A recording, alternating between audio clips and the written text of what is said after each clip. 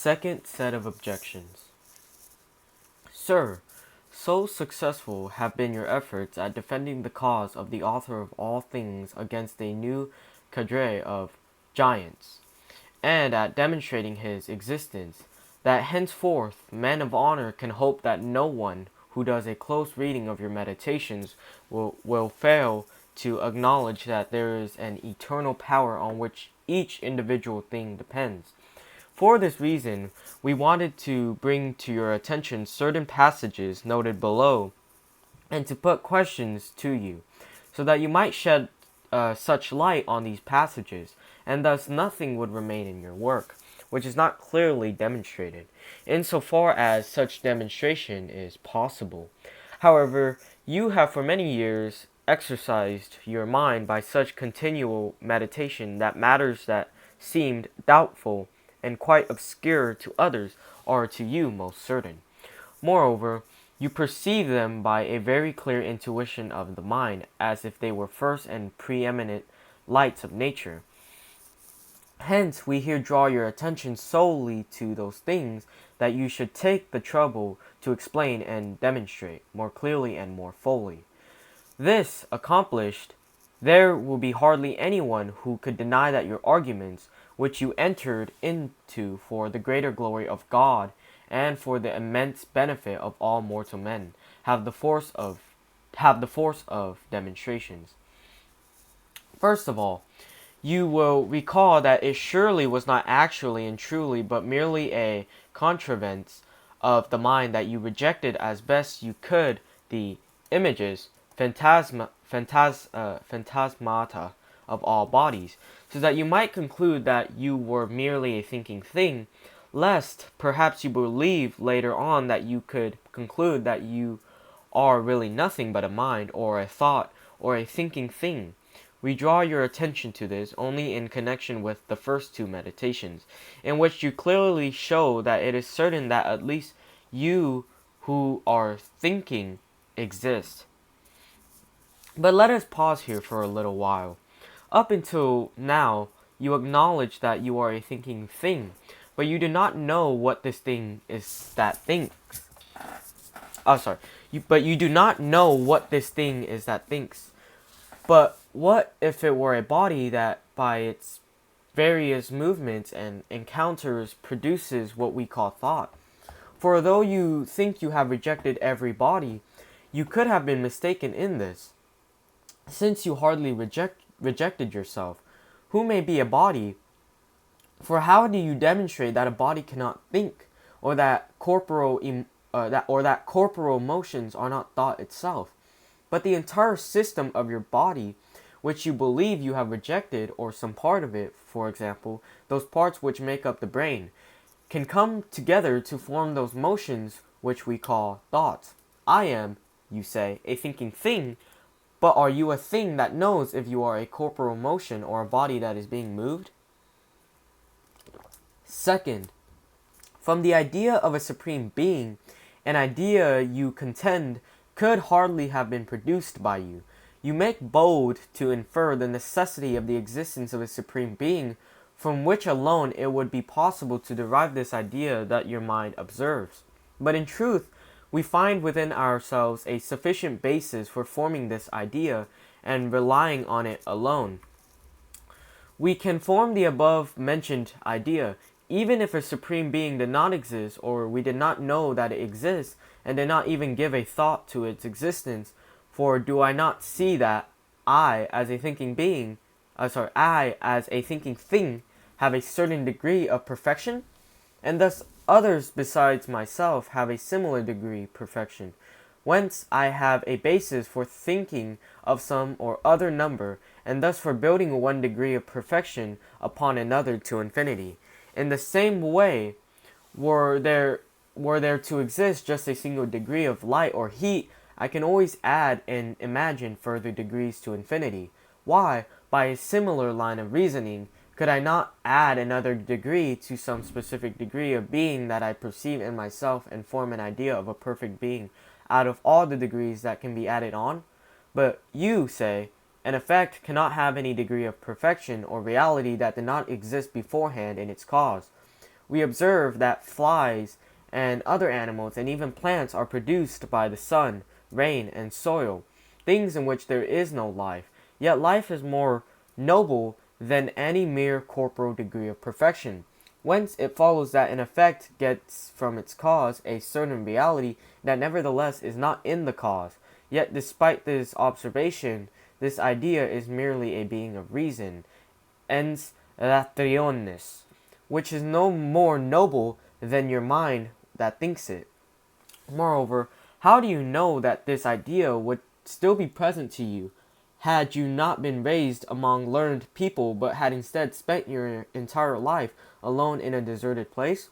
The only answer is that you drew this idea from meditations of the mind conceived previously from books, from conversations with friends, and so on, but not from your own mind alone or from a supreme being that exists. And thus you need to prove more clearly that this idea could not be present to you if a supreme being did not exist. But when you do show us this proof, we shall all surrender. But that this idea comes from previously conceived notions seems to be established by the fact that indigenous people of Canada, Hurons, and other primitive men entertain no such idea. Moreover, it is an idea you could form from a prior examination of corporal things, so that your idea refers to nothing beyond this corporal world, which embraces every manner of perfection you can think of. Thus, you would not yet infer anything but a corporal being that is most perfect, unless you add something else that leads us to something incorporeal or spiritual. Let us add that you can form the idea of an angel just as you can form the idea of a most perfect being, but this ideal will not be made in you by an angel, even though you are less perfect than it. But neither do you have an idea of God any more than you have an idea of an infinite number or an infinite line. And if you could have an idea of such a number, it is still an impossible number. Add to this the fact that the idea of the unity and simplicity of one perfection embracing all others arises merely from an operation of the understanding reasoning, the intellectus rationantis, in the same way as universal unities, which do not exist in reality but only in the understanding, as is shown in the case of generic unity, transcendental unity, and so on. Third, since you are not yet certain of the existence of God, and are unable to say that you are certain of anything, or that you clearly and distinctly know something unless you knew beforehand with certainty and clarity that God exists, it follows that you do not yet clearly and distinctly know that you are a thinking thing, since, according to you, this knowledge depends on a clear knowledge of an existing God, a knowledge that you have not yet proved in those passages where you conclude that you know clearly that you exist. Consider also the fact that an atheist knows clearly and distinctly that the 3 angles of a triangle are equal to 2 right angles. Even though it is alien to him to suppose that God exists, something he obviously denies, since, he says, were God to exist, there would be a supreme being and a supreme good. That is, there would be something infinite, but something infinite in every type of perfection excludes everything else whatsoever, namely, every being and every good, nay, every non-being and every evil. Nevertheless, there do in fact exist many beings, many good things, many non-beings, and many evil things. We believe you ought to give a satisfactory reply to this objection, lest anything be left to the impious with which to plead their case. Fourth, you deny that God can lie or deceive, and yet there have been schoolmen who affirm this. For example, Gabriel Baal, Gregory of Rimini, and others think that, in virtue of his absolute power, God can lie. That is, he can communicate something to men which is contrary to his own mind, and contrary to what he has decreed, as when he declared unconditionally to the Ninevites to the prophet, "Come 40 days, and Nineveh shall be destroyed." And when he said many other things that did not take place at all, since he did not wish these words to correspond either to his mind or to his decree. Now if God hardened the heart of Pharaoh and blinded him, and if he instilled a spirit of mendaciousness in his prophets, why do you hold that we cannot be deceived by him? Cannot God deal with men the way a physician deals with the sick and a father deals with his children, where both men often deceive their charges and for a wise and useful purpose? For were God to show us the pure truth, what power of discernment could endure it? Nevertheless, you need not suppose God to be a deceiver in order to be deceived in those things you think you know clearly and distinctly, since the cause of this deception could be in you, even though you are not thinking of it at all. For why should your nature not be such as to be deceived at all times, or at least more often than not? But on what grounds do you hold it to be certain that you are neither deceived nor capable of being deceived in those things you think you know clearly and distinctly? For how often have we not observed that someone has been deceived in those things that he believed he knew more clearly than the light of day? Hence this principle of clear and distinct knowledge ought to be explained so clearly and distinctly that no one of sound mind could ever be deceived in those things that he believed he knew clearly and distinctly.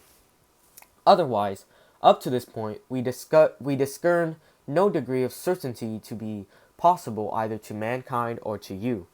Fifth, if the will never goes astray or errs when it follows the mind's clear and distinct knowledge, and if the will lays itself open to danger when it allows a conception of the understanding that is not at all clear and distinct, then take note of the consequences of this.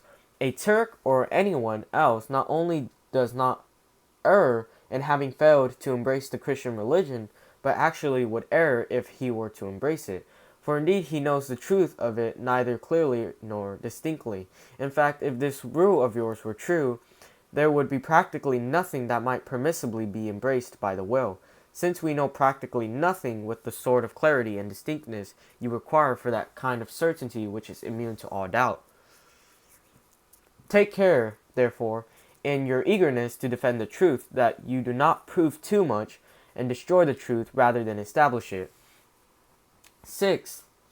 In your reply to the theologian, you appear to go astray in what you propose as your conclusion. What we clearly and distinctly understand to belong to the true and unchangeable nature of a thing can truly be affirmed of that thing.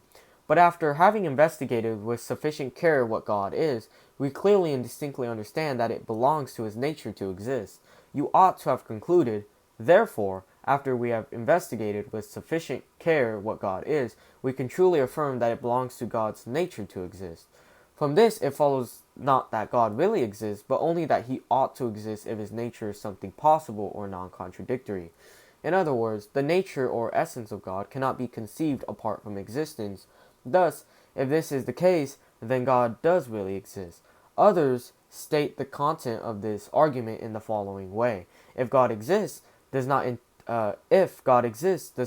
a contradiction, then certainly God does. Then certainly God does exist. But God exists does not entail a contradiction. Now there is a problem in the minor premise. But God exists does not entail a contradiction, the truth of which opponents either claim to doubt or else deny. Moreover, that little clause in your argument, after having investigated with sufficient clarity and distinctness what God is, assumes as true what not all accept, and even you admit that you grasp the infinite only in an adequate fashion. Obviously, the same should be said of every one of God's attributes, for since whatever is in him is utterly infinite, who can grasp with his mind anything but God, unless it be in the most inadequate fashion, as they say, or over a rather long period of time? How then can you say that you have investigated with sufficient clarity and distinctness what God is? 7th, you have not the least thing to say about the immortality of the human mind, which nevertheless you really should have proved and demonstrated against those men, themselves unworthy of immortality, who utterly deny it, and perhaps hold it in contempt. But neither do you seem to have sufficiently proved the distinction of the mind from all bodies, as we stated in our first point. To this we now add that it does not seem to follow from this distinction from the body that the mind is incorruptible or immortal. For what if its nature were limited to the to the duration of the body's lifetime, and God gave it only so much power in existence, with the result that it ceased to exist at the same time as the life of the body?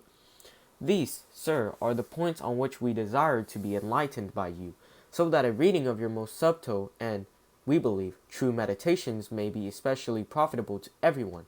Thus it would be useful if, at the end of your explanations, you were to set forth the entire proof in geometrical form, in which you are so well versed, after establishing as premises certain definitions, postulates, and axioms, so that, with a single intuition, the mind of any reader might be satisfied by you and imbued with divine power.